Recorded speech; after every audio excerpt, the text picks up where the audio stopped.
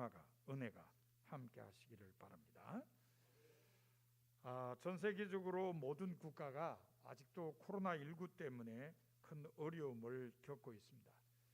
최근에는 또 변이 바이러스가 발생해서 방역 선진국이라고 불리던 나라들도 어려움을 겪고 있습니다. 백신이 개발되면은 잠잠해질 줄 알았는데 백신이 개발되어서 접종하는 사람들은 많아지는데 코로나19에 대한 위협은 아직도 계속되고 있는 걸 볼 수 있습니다. 이웃나라 일본은 지금 올림픽 경기를 해야 하느냐 문제 때문에 골머리를 앓고 있습니다. 우리나라도 예외 아니죠. 우리나라도 지금 백신을 맞는 사람들은 늘어나지만 또 백신 공급이 지금 원활치 않아서 조금 더 주춤한 이런 상황 속에 있습니다. 오늘 저한테 문자 온 거 보니까 다음 주간부터 6월 3일까지 신청하라고, 그리고 맞는 거는 6월 달에 가서 맞으면 된다고 뭐 그렇게 연락이 왔습니다. 우리나라도 사실은 지금 백신 공급이 원활치 않아서 이런저런 잡음이 나오고 있습니다만은 일본과 우리나라가 이 백신 공급이 원활치 않게 된 것은 자체 개발에 매달리다가 그런 거죠. 일본도 마찬가지고 우리도 마찬가지입니다. 능히 백신을 개발할 수 있을 거다 이렇게 자신만만하게 생각하고서는 개발에만 매달렸죠. 그런데 의외로 개발이 잘 지금 안 되고 있어서 결국 할 수 없이 백신을 이제 구매를 하다 보니까 늦어져 버렸죠. 그래서 지금 백신 공급이 원활치 않아서 어려움을 겪고 있는 것입니다. 우리가 살아가면서 이런 공동체적인 문제뿐만 아니라 개인적인 문제로 인해서 어려움을 겪을 때도 많이 있습니다. 개인적으로 건강의 문제, 가정의 문제, 때로는 뭐 재물의 문제, 이런저런 문제 때문에 어려움을 겪기도 합니다. 자, 그렇다면은 공동체적인 문제든지 개인적인 문제든지 간에 어려움을 만나게 되면은 해결책이 잘 보이지 않는다는 것 때문에 그냥 실망하고 좌절해야 되느냐? 그렇지는 않을 겁니다. 왜냐하면 어려우면 때때로 도약할 수 있는 발판이 되기도 하기 때문입니다.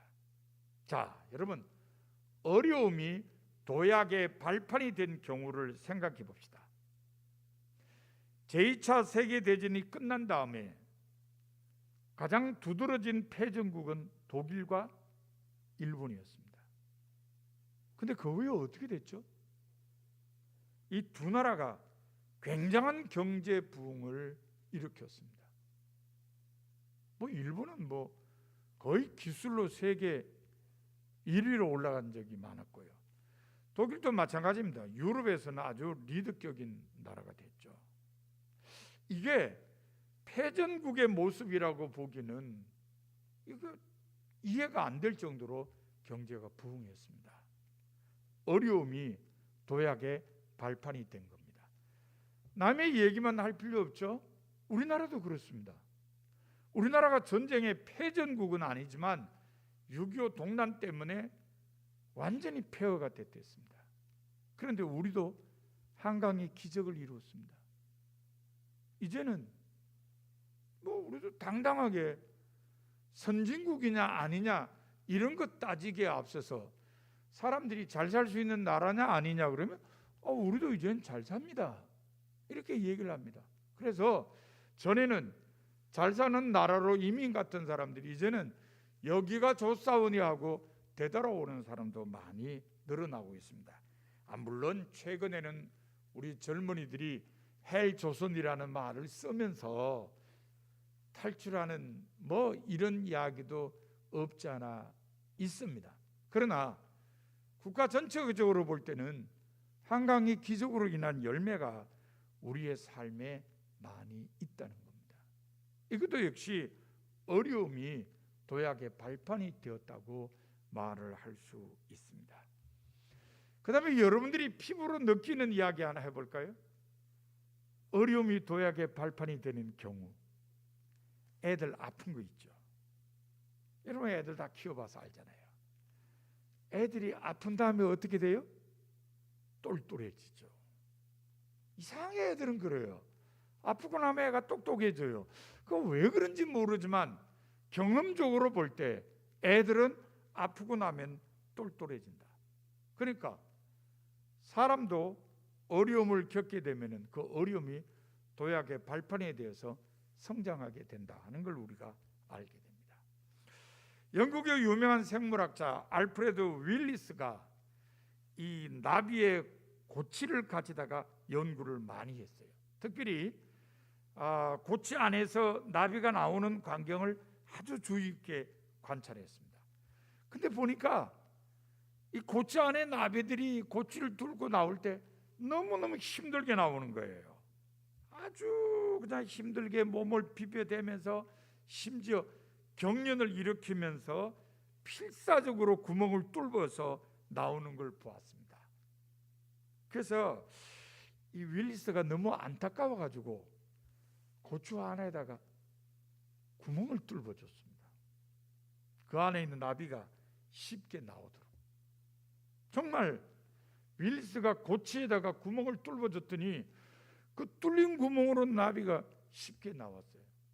근데 가만히 보니까 지가 구멍을 뚫고 나온 나비들은 조금 지나면 전부 날개짓하면서 공중으로 날아가는데 윌리스가 구멍을 뚫어준 고치에서 나온 나비는 날지를 못하게 된 거예요. 몇 번 푸드득 하다가 그냥 날기를 포기해버리고 말더라는 겁니다. 그 윌리스가 너무 궁금하죠. 왜 이러지? 아니 내가 지네를 도와줬는데 왜 날지를 못하지? 곰곰이 생각하면서 주의 있게 살펴본 윌리스는 답을 찾았습니다. 고치에서 자기가 구멍을 뚫고 힘들게 나온 나비들은 나오면서 힘을 쓰고 몸부림을 치는 가운데 더 큰 힘을 얻게 되었다는 거죠. 그래서 날 수 있게 됐다는 겁니다. 그런데 윌리스가 구멍을 뚫어준 고치에 있던 나비는 고통 없이 뚫어진 구멍으로 나오니까 큰 힘을 얻지 못해서 날지를 못하더라 하는 겁니다. 이거 사실 산 교훈입니다. 모든 생명체는 환난을 통해서 성장한다는 것을 깨닫게 해주는 것입니다. 사람 같은 경우에 환난을 헤쳐나온 인격하고 그렇지 않은 인격에 큰 차이가 날 수밖에 없다는 것을 우리에게 깨우쳐주는 것입니다. 그렇지만 정말 그렇지만 일반적으로 환난에 대한 우리 그리스도인들의 이해는 부정적입니다. 왜 그렇죠? 환난을 하나님께서 징계하신 결과로 생각하기 때문입니다. 성서에 보면은 이런 생각 가진 사람들이 등장해요. 대표적인 사람들이 누구죠? 욥의 친구들이에요. 환난 속에 있는 욥을 친구들이 찾아왔습니다. 욥이 너무 몰골이 형편없으니까 말을 못하고 울기만 합니다. 그러다가 입을 열어서 욥에게 말을 하는데 위로가 아니라 욥에 대한 어떤 정죄에 대한 말을 하는 거예요. 욥이 죄 지었기 때문에 욥 자신도 어려움 당하고 그 자녀들도 다 징계를 받아 죽었다. 이렇게 얘기하는 거예요. 구체적으로 볼까요? 욥기 4장 7절에 보면 대만 사람 엘리바스가 욥에게 이렇게 말했습니다. 생각하여 보라, 죄 없이 망한 자가 누구인가? 이걸 지금 욥에게 말하는 겁니다. 무슨 말이에요? 욥아, 너 죄 지어서 망한 거야? 그런 얘기를 하는 거예요. 8장 4절에 보면요, 수아 사람 빌닷도 욥에게 이렇게 말했습니다. 내 자녀들이 주께 죄를 지었으므로 주께서 그들을 그 죄에 버려 두셨다. 그러니까 네 자녀들이 다 죽은 게 걔들 죄 때문에 죽었다, 그런 얘기예요. 그 다음에 11장 14절에 보면은 나만 사람은 소발도 요백이 이렇게 말했습니다. 내 손에 죄악이 있거든 멀리 버리라. 불의가 내 장막에 있지 못하게 하라. 너 죄 지어서 벌 받는 거니까 빨리 죄를 버리라는 겁니다. 회개하라는 거예요. 친구들이 찾아와서 하는 얘기가 욥이 너 지금 환난 당하는 게 다 죄 때문이다, 이렇게 하면서 욥을 정죄한 겁니다. 그런데 욥의 친구들이 몰랐던 게 뭐냐? 환난은 반드시 결과인 것만은 아니라는 겁니다. 결과일 때도 있지만 환난은 과정일 때도 많이 있다는 것입니다. 환난이 결과가 아니고 과정이라면 그 결과는 어떠냐? 인간의 상상을 초월하는 복입니다. 복. 욥이 그렇잖아요. 욥에게 있어서도 환난은 결과가 아니고 과정이었습니다. 그래서 욥기 42장 12절에 보면 여호와께서 욥의 말년에 욥에게 처음보다 더 복을 주시니라고 기록되어 있습니다. 하나님께서 욥이 환난을 겪고 난 다음에 처음보다 더 큰 복을 주셨다는 말씀입니다. 그러니까 욥에게 있어서 환난은 결과가 아니라 과정이었다. 오히려 결과는 하나님의 복이었다 하는 걸 우리들이 알게 됩니다. 그러므로 그리스도인들은 환난 속에서도 하나님의 은혜가 계속된다는 것을 생각해야 됩니다. 환난을 하나님의 은혜가 임하는 통로로 여기고 그 결말에 대해서 기대하며 살아야 한다는 겁니다. 자, 그렇다면 환난 속에서도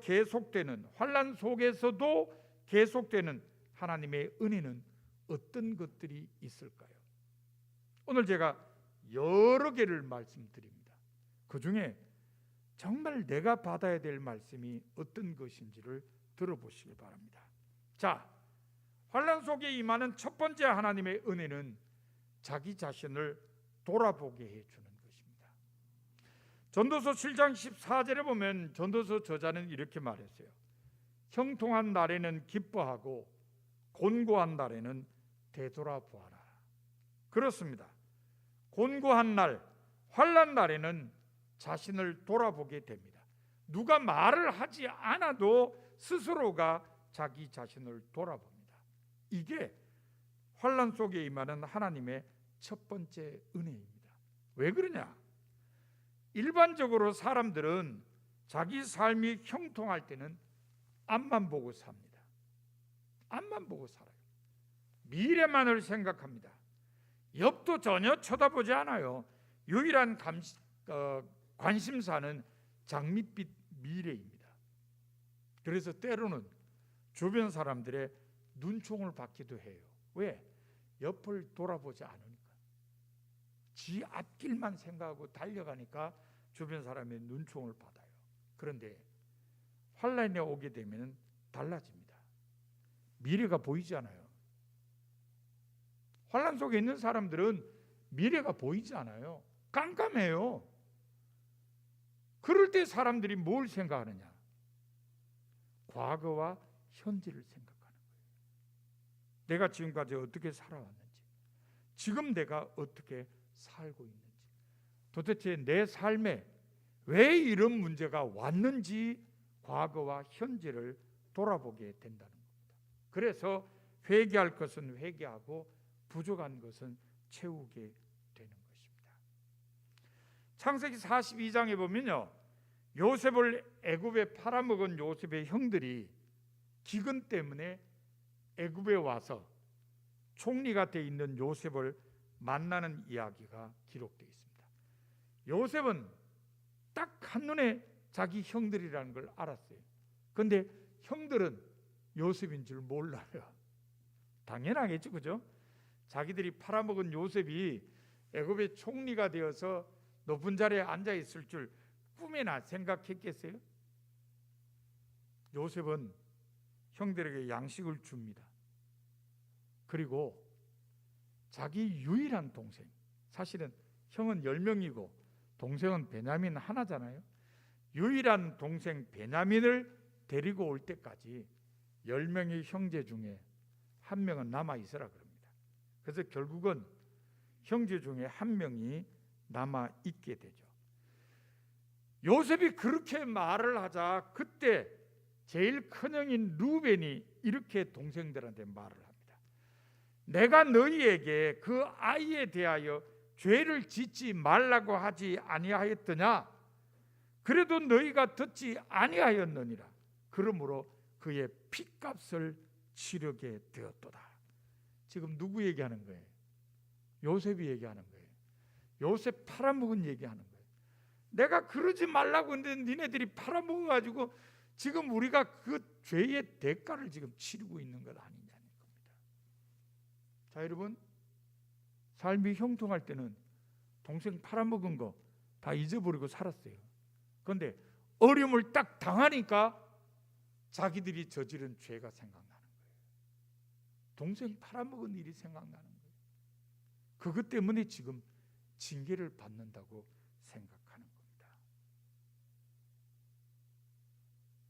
환난 속에 있는 사람들은 자신을 돌아보게 돼요. 그게 하나님의 은혜입니다. 따라서 우리는 환난을 부정적으로 생각하기보다는 환난 속에 있을 때 자기를 돌아봄으로 하나님의 은혜를 체험하는 성도가 되어야 한다는 것입니다. 환난 속에서도 계속되는 하나님의 두 번째 은혜는 하나님을 더 의지하게 된다는 겁니다. 출애굽기 2장 23절에 보면요, 이스라엘 자손이 애굽에서 노예 생활할 때 고된 노동으로 인해 탄식하며 하나님께 부르짖었습니다. 그 결과 그들은 해방의 기쁨을 맛보게 되었습니다. 그렇습니다. 하나님께 더 가까이 나가서 부르짖으며 의지하게 되는 것이 환난 속에 임하는 하나님의 두 번째 은혜입니다. 여러분, 어린아이들이 노는 모습을 가만히 보세요. 재밌게 놀 때는 아무도 생각하지 않아요. 부모도 생각 안 합니다. 재미에 빠져가지고. 그런데 어려운 일이나 위험한 일, 특별히 놀다가 자빠져가지고 무릎이라도 깨져 보세요. 어떻게 울죠? 엄마! 그러고 웁니다. 어려움을 만나면 금방 부모를 찾아요. 하나님의 백성들도 마찬가지입니다. 모든 일이 잘 될 때는 하나님을 잘 찾지 않아요. 그러나 환난이 오면은 하나님을 찾고 하나님께 기도하게 되고 하나님을 더 의지하게 됩니다. 왜 그럴까요? 어려움을 만나게 되면은 세상 만사가 인간 뜻대로 되는 게 아니구나 하는 것을 알게 되기 때문입니다. 그게 환난 속에 임하는 하나님의 은혜예요. 잘 될 때는 인간의 능력이 모든 걸 할 수 있는 줄 알아요.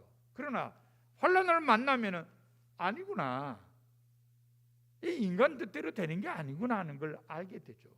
그래서 하나님의 뜻대로 되는 이 세상사, 이게 풀리기를 위해서 하나님 앞에 기도하게 되는 것입니다. 그래서 야고보서 5장 13절에는 이렇게 기록되어 있습니다. 너희 중에 고난 당하는 자가 있느냐? 그는 기도할 것이요. 시편 50편 15절에는 환난 날에 나를 부르라, 내가 너를 건지리니 네가 나를 영화롭게 하리라는 하나님의 말씀도 기록되어 있습니다. 환난을 만나면 하나님을 의지하게 되는 것이 환난 속에서도 계속되는 하나님의 은혜라는 걸 우리가 알게 됩니다. 자, 환난 속에서도 계속되는 하나님의 세 번째 은혜는 하나님의 뜻에 순종하게 만들어 준다는 것입니다. 시편 119편 67절에 보면 시인이 이렇게 고백했어요. 고난 당하기 전에는 내가 그릇 행하였더니 이제는 주의 말씀을 지키나이다. 17절에도 이렇게 기록되어 있어요. 고난 당한 것이 내게 유익이라. 이로 말미암아 내가 주의 율례들을 배우게 되었나이다. 그렇습니다. 하나님의 말씀과 하나님의 율례와 하나님의 뜻을 잡고 순종해야 되는 것이 환난 속에 임하는 하나님의 세 번째 은혜인 것입니다. 사람에게 환난이 오는 이유는 다양합니다. 여러 가지예요. 그런데 환난이 끝난 후에 오는 결과는 하나입니다. 그게 뭐냐? 하나님의 뜻에 순종하며 살게 된다는 것입니다. 인생사가 토기장이신 하나님의 뜻에 달려있다는 것을 깨닫게 되기 때문입니다. 그래서 신명기 8장 2절에 보면 모세가 이스라엘 백성에게 이렇게 말했습니다. 네 하나님 여호와께서 이 40년 동안에 네게 광야 길을 걷게 하신 것을 기억하라. 이는 너를 낮추시며 시험하사 네 마음이 어떠한지 그 명령을 지키는지 지키지 않는지 알려 하심이라. 광야 40년의 의가 뭐냐? 하나님 말씀에 대한 순종이 있었다는 걸 가르쳐 주는 말씀입니다. 다른 거 없어요. 환난이 사람들로 하여금 하나님 말씀에 순종하게 만든다는 겁니다. 여러분도 가끔 이런 체험 하시죠? 조금 힘들고 어려운 일을 만나면 아이고 하나님 용서해 주세요. 다음부터는 정말 하나님의 뜻에 순종하겠습니다. 이게 환난 속에 임하는 은혜라는 겁니다. 그러므로 환난 속에 있는 사람들은 하나님의 뜻을 찾고 그 뜻에 순종하는 삶을 결단해야 합니다. 환난 속에도 계속되는 하나님의 네 번째 은혜는 인내하게 해주는 것입니다. 로마서 5장 3절과 4절에 보면 바울이 이렇게 말했어요. 우리가 환난 중에도 즐거워하나니 이는 환난은 인내를, 인내는 연단을, 연단은 소망을 이루는 줄 알미로다. 그렇습니다.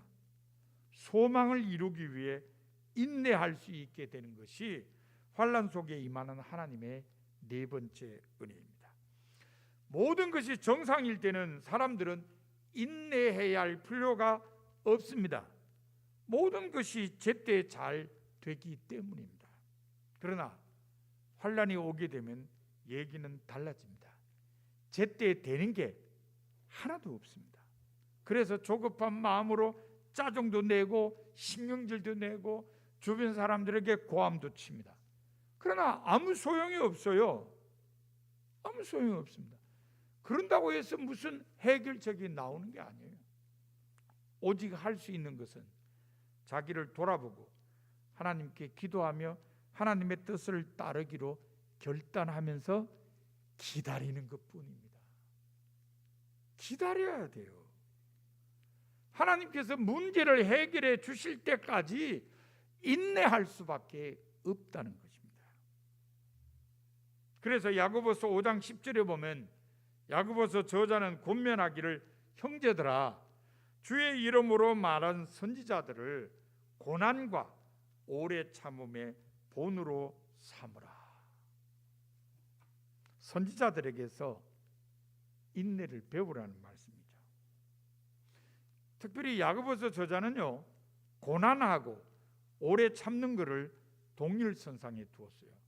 다른 말로 바꾸면은 환난과 인내를 함께하는 것으로 이해했다는 말입니다. 야고보서 저자가 이처럼 인내를 강조한 것은 인내의 결과가 복되다고 여겼기 때문입니다. 그는 5장 11절에서 이렇게 말했습니다. 보라, 인내하는 자를 우리가 복되다 하나니 너희가 욥의 인내를 들었고 주께서 주신 결말을 보았거니와 주는 가장 자비하시고 긍휼히 여기시는 이시니라. 자비하시고 긍휼히 여기시는 하나님께서 인내하는 사람에게 복된 결과를 주심으로 환난 속에 있는 사람들은 인내해야 된다는 말입니다. 그러므로 누구든지 내가 환난 속에 있다고 여기는 사람들은 인내해야 됩니다. 하나님께서 복된 결과를 주시기를 기다려야 한다는 말입니다. 자, 환난 속에도 계속되는 하나님의 다섯 번째 은혜는 다른 사람을 위로할 수 있게 해주는 것입니다. 오늘 본문이 이것을 잘 설명하고 있습니다. 본문 3절에서 사도 바울은 하나님을 예수 그리스도의 하나님이시요 자비의 아버지시요 모든 위로의 하나님이시라고 설명했습니다. 그리고 4절에 보면 하나님을 위로의 하나님이라고 하신 이유에 대해서 이렇게 설명했습니다. 우리가 모든 환난 중에서 우리를 위로하사 우리로 하여금 하나님께 받는 위로로서 모든 환난 중에 있는 자들을 능히 위로하게 하시는 이시로다. 그러니까 하나님은 환난 중에 있는 사람을 위로해 줄 뿐만 아니라 그 사람이 다른 환난 중에 있는 사람들까지도 위로하게 해 주신다는 겁니다. 그래서 하나님을 위로의 하나님이시다, 그렇게 설명을 했다는 것입니다. 바울은 본문 6절에서 이것을 보다 확실하게 말합니다. 자, 6절을 보시면 이렇게 기록되어 있어요. 우리가 환난 당하는 것도 너희가 위로와 구원을 받게 하려는 것이요 우리가 위로를 받는 것도 너희가 위로를 받게 하려는 것이니 이 위로가 너희 속에 역사하여 우리가 받는 것 같은 고난을 너희도 견디게 하느니라. 환난 당하는 우리에게 하나님께서 왜 위로해 주시느냐? 환난 당하는 다른 사람을 위로할 수 있게 해 주기 위해서다는 것입니다. 이건 대단히 중요한 말씀입니다. 하나님의 백성들이 환난을 왜 당하느냐? 다른 사람을 위로하여서 그들로 환난을 잘 견디도록 해주기 위해서라는 말씀입니다. 그렇습니다. 다른 사람을 위로할 수 있게 해주는 것이 환난 속에 임하는 하나님의 다섯 번째 은혜입니다. 우리 어른들이 아주 기가 막힌 속담 하나를 만들었어요. 뭐라 그러냐? 과부 서러움은 누가 알아요? 에? 과부 서러움은 누가 알아요? 호레비가 안다. 과부와 호레비의 공통점이 뭐죠? 혼자 사는 사람.